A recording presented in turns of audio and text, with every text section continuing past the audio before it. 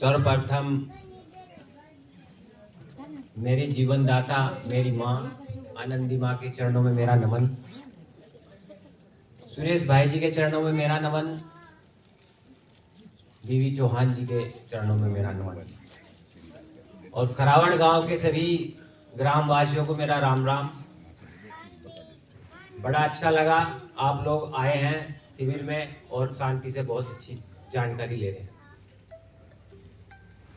मैं सचिन राठी, मैं यूपी मुजफ्फरनगर से हूं और दिसंबर 2023 में मुझे कैंसर हुआ और कैंसर भी 4th स्टेज हुआ। मुझसे चला नहीं जाता था, बैठा नहीं जाता था। पेशे से मैं अध्यापक हूं, क्लास में भी नहीं बैठ सकता था, बहुत बुरी हालत थी। 4th स्टेज कैंसर वाले का आपको पता ही होगा, वो बिस्तर पे आ जाता है।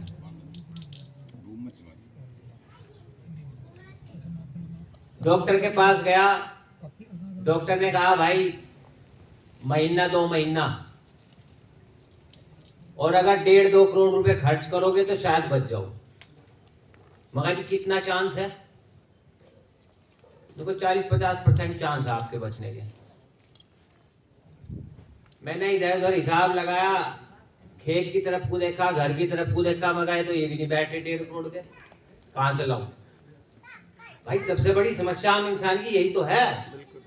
हमें जो आज हम जो नुकसान में जा रहे हैं वो स्वास्थ्य की वजह से तो जा रहे हैं। अगर किसी को बुखार भी हुआ तो 1 लाख में उतरा है बुखार भी, क्यों जी? तो धरती घूम गई, आसमान घूम गया, 1.5-2 करोड़ रुपए कल लाऊं कहां से? दोबारा गया उस डॉक्टर के पास, मतलब ये बताओ चांस कितने हैं? तो उसने सच्चाई बता दी कि 25% ही चांस है। मैंने कहा अब तो बिल्कुल भी खर्च नहीं करो।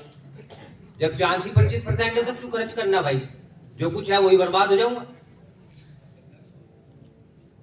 तो फिर मैं YouTube पे ढूंढ रहा था, मतलब कुछ मिल जाए कैंसर का इलाज। बिस्तर पे पड़ा। फिर मैं तो यही कहूंगा कि भगवान की भी कृपा रही और भगवान रूपी मेरे भाई की मुझे एक वीडियो दिखाई देगी उस पर YouTube पे। मैंने इनकी वीडियो देखी, इन्होंने उसमें बताया 4th स्टेज कैंसर, सर में यहाँ पे कई ट्यूमर, खाने की नली में कई ट्यूमर, और ये 6 महीने में ठीक हो गए, 7 महीने में। मैंने वो इनकी वीडियो कम से कम 50 बार सुनी, एक शब्द आज भी याद है मुझे इस वीडियो के। दिमाग में आ गया, मगर भाई जब भाई ठीक हो सके तो मैं कौन सा कम हूं, मैं भी ठीक होकर दिखाऊंगा। भाई साहब से बात करी, इन्होंने बताया कि ऐसे ऐसे सिस्टम है और घर पे रह के करो कुछ दिन। मैंने घर पे रह के किया और फिर मैं 4 जनवरी 2024 को दिव्याशीष परम सुख आश्रम पहुंचा। वहीं पे मेरी माताजी से मुलाकात हुई। माताजी से प्रेरणा लेता रहा और आगे बढ़ता रहा। कैसे आया तो हमें बता दो। मुझे यार दोस्त, मेरी वाइफ थी, रिश्तेदार थे, सब गाड़ी में पीछे डाल के लाए थे। मुझसे चला नहीं जाता था, 4 पैर वाला वो स्टैंड मैं लेके आया था। बड़ी मुश्किल से आश्रम ऊंचाई पे है, चढ़ पाया। चढ़ते चढ़ते मेरी वाइफ ने, अंकित बेटा मेरे को सामान लेके जा रहा था ऊपर, उन्होंने पूछा कि क्या ये ठीक हो जाएंगे, इनका स्टैंड भी कभी हट पाएगा? तो अंकित बेटा ने उस टाइम कहा था कि आंटी ऐसे स्टैंड तो यहाँ बहुत पता नहीं कितने रखे हैं। तो मेरे अंदर जो है ना एकदम से अजीब सा मतलब एक कॉन्फिडेंस और आ गया कि मेरे जैसे जब बहुत ठीक हो गए तो मैं भी ठीक हो जाऊंगा। तो मेरा सफर 4 जनवरी से स्टार्ट हो गया और वही जो भी अपने प्रक्रिया है एनडीएस में, रोज 9-10 बार एनिमा करना था, रोज 8 घंटे की फास्टिंग करनी थी और 2 या 3 जूस जो भी माता जी के आदेश से मैं मिलता था मैं पीता था। ऐसे करते करते 25 दिन बाद एक दिन मेरा फोन आ गया, कोई और सुबह ही सुबह माता जी के चरण छूने के लिए मैं ऊपर जाता था। तो मैं बात करता करता ऐसे ही ऊपर चला गया। माता जी ने कहा मुझसे कि बेटा स्टैंड कहाँ है। मैंने इधर उधर स्टैंड देखा तो स्टैंड तो था ही नहीं। तो मैंने उस दिन से फिर स्टैंड का हाथ ही नहीं लगाया। तो 25 दिन में मेरा स्टैंड ही हट गया। मैं बैडमिंटन प्लेयर भी हूँ, स्टेट तक खेलता हूँ, अब भी खेलता हूँ। 56 या 57 दिन बाद मैंने अंकित बेटा के साथ वहां पे बैडमिंटन खेलना स्टार्ट कर दिया। जो आदमी चल नहीं पा रहा था, स्टैंड से चल रहा था, जिसे डॉक्टर ने कह दिया था कि अगर कदम भी रखोगे तो ध्यान से रखना, हड्डी टूट सकती है। मेरे को शरीर में 4-5 जगह कैंसर था। हिप जॉइंट में कई जगह था, कमर में 2-3 जगह था और फेफड़ों में कई जगह था। तो लगभग 56 दिन में तो मैं बिल्कुल ठीक हो गया। 70 दिन में वहां रहा। मैं बूढ़ा सा हो गया। आप सब लोगों के आशीर्वाद से। देखो, बहुत लोगों को पता था और नया रास्ता बनाने के लिए तो नए सिरे से ही चलना पड़ता है। मैंने फोन बंद कर दिया था अपना, क्योंकि रिश्तेदारों के फोन आते थे, कहाँ चला गया, डॉक्टर का क्यों नहीं गया, मरा गया ऐसी जगह जाकर, ये शब्द होते थे जो जानने वाले होते थे, फोन करते थे। मैंने कहा मरूंगा, मर जाऊंगा, रहूंगा ही। मैंने फोन ही बंद कर दिया था, मैं किसी के फोन नहीं उठाता था। इस रास्ते पर चलते हुए मैंने फास्टिंग को बढ़ाया। जैसे जैसे मुझे माता जी से प्रेरणा मिलती गई, 8 घंटे की तो रोज हम करते ही थे। फिर 1 दिन, 2 दिन, 3 दिन ऐसे ही हर हफ्ते 3 दिन मैं निर्जला करने लगा और 3 दिन मैं जूस पे रहने लगा। इस तरह मैंने 70 दिन में टोटल मेरा 35 दिन का निर्जला रहा और 35 दिन में जूस पे रहा। इसी बीच में माता जी ने मुझे प्रेरणा दी कि बेटा एक आहार करो। एक आहार का मतलब होता है एक ही आहार लेना। मैंने 12 दिन तक काले अंगूर पे मैं रहा। जो कैंसर पेशेंट है वो सुन लेना, कैंसर पेशेंट के लिए काला अंगूर वरदान है। अभी सीजन है, कोई हो तो जरूर खाए। 12 दिन तक मैं अंगूर पे ही रहा और उससे मुझे बहुत ज्यादा मेरा डिटॉक्स हुई, बॉडी सफाई बहुत अच्छे से हुई। मैं बैठ भी नहीं पाता था, ऐसे भी नहीं बैठ पाता था, और जैसे भाई साहब बैठे ना प्रोती मार के, ऐसे भी नहीं बैठ पाता था। तो नवरात्रों में गुप्त नवरात्रे हुए थे उस टाइम, 9 दिन के। मैंने सबसे बड़ा जो निर्जला 9 दिन का सबसे ज्यादा लंबा किया था। मैंने सोचा नहीं था कभी कि इतना लंबा निर्जला में कर पाऊंगा, वो भी माता जी की प्रेरणा से ही हुआ। और उस टाइम में अच्छे से पड़ोसी मार के ऐसे बैठना मैंने स्टार्ट कर दिया था। 70 दिन रहने के बाद फिर मैं घर जब पहुंचता हूं तो मैंने जो है आश्रम में बैठे बैठे अपना व्हाट्सएप ग्रुप बना लिया था दोस्तों का, और उनको ये जानकारी जो माता जी से मिलती थी सबको भेजना स्टार्ट कर दिया। लोगों के पास ऑनलाइन एनिमा भी भिजवाए जो बीमार चल रहे थे। लगातार कोशिश जारी, आज भी यही है। रोज मेरे घर पे 2-3 पेशेंट रोज आते हैं। माता जी मुझसे नाराज रहती है, मैं कभी कभी जूम मीटिंग में जुड़ नहीं पाता, क्योंकि वो टाइम ही होता है उनका मेरे घर आने का। 6-7 बजे शाम को सब आते हैं, क्योंकि 9 से 3 में स्कूल रहता हूँ। 1-2 घंटा के बाद ही मैं उन लोगों को बुलाता हूँ।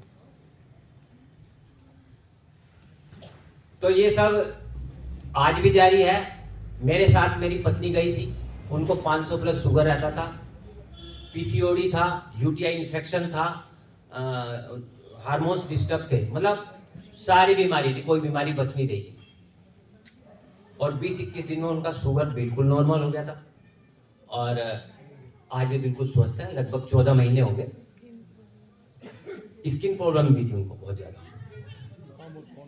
मेरी माता जी, उन्हें साइटिका का पेन था, घुटनों में दर्द था, सीढ़ियों पे न चढ़ सकती थी न उतर सकती थी। उसी दिन से वो भी एनडीएस फॉलो कर रही हैं। अब उन्हें जो है बहाने चाहिए घर से जाने के, चाहे जितने चक्कर कटवा लो सीढ़ियों पे। सही बता रहा जी मैं? बिल्कुल स्वस्थ हैं। जैसे वो गुरुजी बता नहीं रहे थे कि मेरी माता जी की उम्र घट गई, तो मेरे ध्यान में एकदम मेरी माता जी आई कि मैं कहा हाँ यार, ये तो वाकई उनका भी 25-30 किलो वजन घट गया, मेरा खुद का 36 किलो वजन घटा, मेरी वाइफ का लगभग 30 किलो वजन घट गया। और देखो घटा ही नहीं है, मैं 58 तक गया, मैं एक 94 किलो का गया था कभी आश्रम में, वहां से आया 70 का, 25 किलो तो वहीं घट गया, 24 किलो। फिर घर पर भी आके मेरा घटा और मैं 58 तक गया और आज मेरा वजन है 65। मेरी आज भी वही डाइट है, दिन में 3 जूस और शाम को फ्रूट या सलाद। तो जब हम बिल्कुल स्वस्थ हो जाते हैं तो हमारा वजन इसी भोजन पे, जो कच्चा भोजन है जिसे लोग कहते हैं कि इसमें ताकत नहीं है, उसी से वजन बढ़ता है।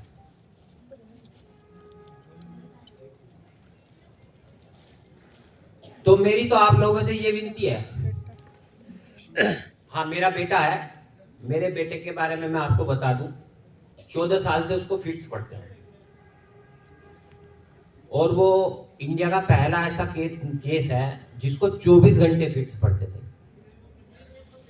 24 घंटे फिट्स।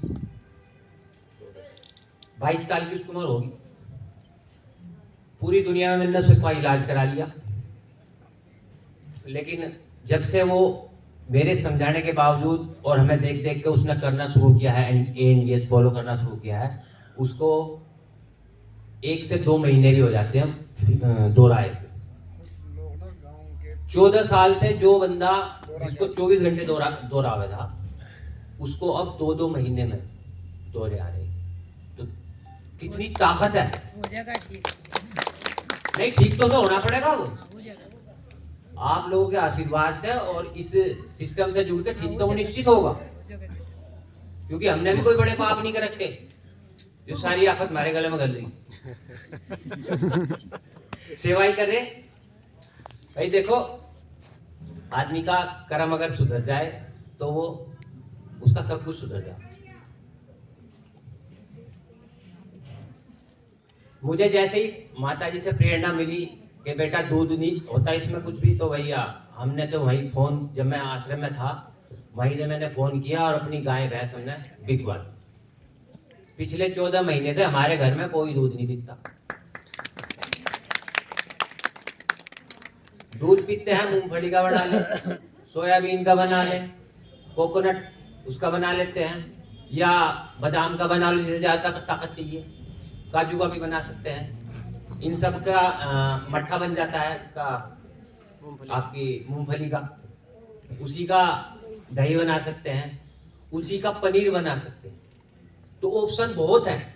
जब आप इसमें उतरोगे ना, ये समुद्र है एएनडीएस, इसमें बहुत कुछ है। जब आप इसमें उतरोगे तो आपको इसमें दही भी मिलेगी, दूध भी मिलेगा, मट्ठा भी मिलेगा, पनीर भी मिलेगा। तो ऐसा नहीं है, लेकिन ये सब लेंगे आप निरोगी होने के बाद। जो रोगी है वो निरोगी जब स्वस्थ हो जाएगा तब इसको ले सकता है, और जो स्वस्थ है जिसको कोई बीमारी नहीं है वो ले लो, कोई दिक्कत नहीं। माता जी ने बताया और लोग भी बता के गए दूध के बारे में, ठीक है, लेकिन सबसे पहले आपकी जिम्मेदारी है अपने शरीर को ठीक कर रखना, और कोई आपका शरीर ठीक नहीं रखेगा। और ये शरीर है, यही आपका साथ देगा जीवन भर, कोई और आपका साथ भी नहीं देगा। हो सकता है किसी को मेरी बात बुरी लग जाए, कोई साथ नहीं देगा इस दुनिया में आपका। और इसे अगर ठीक रखोगे तो ये आपको जब तक मरोगे नहीं तब तक आपको सेवा देता रहेगा। सुरेश भाई हैं, सुरेश भाई का नाम आज वर्ल्ड में है, संसार में कोई देश होगा जहां इन्हें नहीं जानते। पता नहीं कितने रोग इन्होंने ठीक कर लिए, माता जी ने और सुरेश भाई जी ने। और आज इन्होंने प्रोग्राम रखा आपके यहाँ, किसके लिए ये प्रोग्राम किसके लिए रखा, मुझे एक बार बता दो। आपके लिए रखा ना, आप गांव वालों के लिए? भाई हम तो अपना एक्सपीरियंस सुनाने के लिए आए, क्योंकि जो ये दुनिया को दे रहे हैं ना, ये आप लोगों को देना चाहते हैं। तो मेरी तो आपसे ये विनती है कि सुरेश भाई के बताए हुए रास्ते पे आप चलो, स्वस्थ रहो। आज हर घर हर गांव में 9-10 कैंसर के पेशेंट पड़े, किसी में 20 है, किसी में 30 है। बहुत ज्यादा है भाई, बहुत ज्यादा है। WHO ने एक रिपोर्ट निकाली थी 2019 में, अगर इंडिया ऐसे ही दूध पीता रहा ना तो 2026 से 27 तक 60% कैंसर के पेशेंट हो जाएंगे इंडिया में। कैसे करोगे ना ठीक, बताओ आप। मेडिकल लाइन में जो हमारे ट्रीटमेंट चलते हैं, कितने लोग ठीक हुए उससे? रिपीट बाय रिपीट बीमारियां आती रहती है ना, बस कुछ दिन के लिए आराम तो मिलता है, लेकिन बीमारी खत्म नहीं होगी। इस पे मेडिकल लाइन को और सर्च करना पड़ेगा कि बीमारी क्यों नहीं खत्म हो पा रही। आराम तो लग जाता है लेकिन खत्म नहीं होती। अब वो बीपी है, शुगर है, उसकी दवाई 20 साल 30 साल खाते जाओ, फिर उनके साइड इफेक्ट कितने हो जाते हैं, फिर लीवर कैंसर, किडनी कैंसर, पता नहीं कितनी बीमारी हो जाती है। तो मेरी तो आप लोगों से यही विनती है कि इस शिविर का लाभ उठाएं आप और सुरेश भाई का साथ दें। देखो आप लोगों के लिए कितना कुछ ये लोग कर रहे, तो आपकी क्या जिम्मेदारी बनती है? आपके अपने गांव के स्वस्थ रखना चाह रहे हैं, और अगर यहाँ कोई और प्रोग्राम होता है शायद 500-700 लोग होते हैं। अगर ये प्रोग्राम ना होता, कोई और प्रोग्राम हो जाता ना रागनी का या कुछ इस तरह का, शायद यहाँ 1000 लोग भी आते। ये मेरा मानना भाई, ऐसा शायद ऐसा ना होता। तो ऐसा नहीं है, इस तरह के प्रोग्राम में आओगे तो आपको अच्छा भी लगेगा, अपने स्वास्थ्य के बारे में जानकारी मिलेगी। और इनका तो लक्ष्य ही है। बीवी चौहान जी जो हमारे गुरुजी हैं, जिन्होंने एडवांस न्यूट्रिशन डाइट सिस्टम को बनाया है, वो लगभग 20 देशों में जाते हैं। अभी भी विदेश में उनके प्रोग्राम चल रहे हैं। 20 करोड़ उनके फॉलोवर्स हैं पूरी वर्ल्ड में। और साल में मेरे ख्याल में 3 या 4 प्रोग्राम इन दिव्याशीष परम सुख आश्रम के होते हैं। ये बता दो दुनिया में कौन सा औषधालय है, कौन सा हॉस्पिटल है जो बिना पैसे के आपको ठीक कर दे? डॉक्टर भी जाते हैं, फीस मांगते हैं ना भाई, पहले फीस कटाओगे तभी तो डॉक्टर के केबिन में घुसोगे। लेकिन ये आपका बेटा, इसने ऐसा सिस्टम बना रखा, कोई जाओ ठीक होके आ जाओ फ्री में, वो किसी से कोई पैसा नहीं लेते हैं।